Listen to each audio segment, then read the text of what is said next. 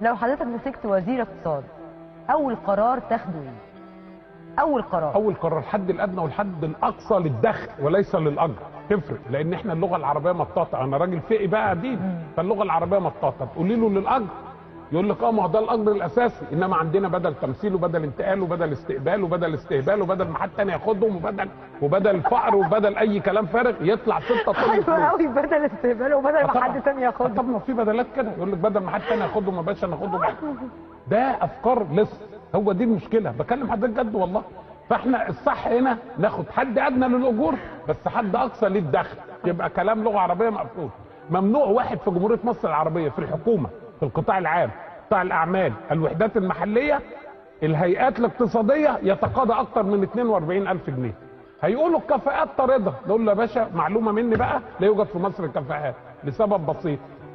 لو في كفاءات خلينا منطقيين للعمل، لو في كفاءات كان ده بقى حلنا. انا الكفاءات دي لو كل واحد بيديني شورى، حتى لو عوره، الشورى دي شورى سوداء حتى، كنت هتقدم ربع متر، مش كده؟ بلاش نتقدم ربع متر كل يوم، ربع متر كل شهر، كان زماني سبقت امريكا. ده انا في الدين. احنا طالعين في مركز التنافسيه يا سيدتي الفاضله، التقرير طالع في التعليم 148 دوله اللي خدوهم. تعتقد احنا النمره كام؟ 148. طبعا لا لازم والله. او المصحف الشريف. لا والله. والله العظيم 148 يعني ورانا الحيطه.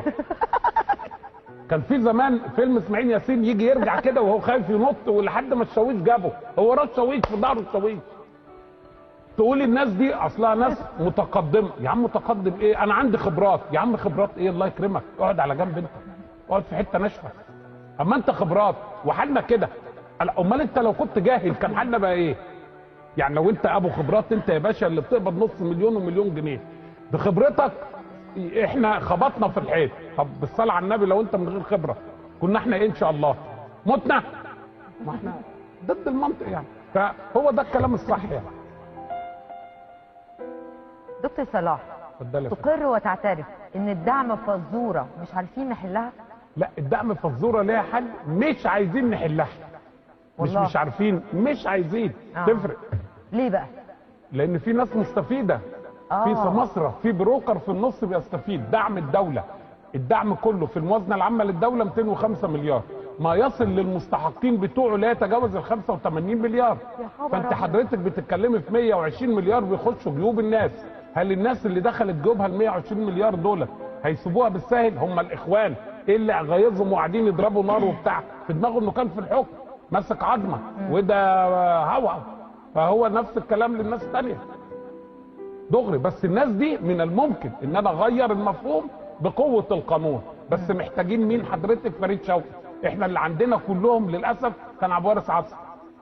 ففريد شوقي دخل كده الخماره، ضرب الناس وجاب الحرامي خده وخرج، مش كده؟ عبد الوارث عصر لو مشى جنب الرصيف هياخد قلمين، مع احترامي للناس كلها، وده فنان عظيم وعلى راسي يعني. بس هو ده احنا محتاجين في زمن محتاجين فيه فريد شوقي. للاسف اللي موجودين عبد الوارث عصر.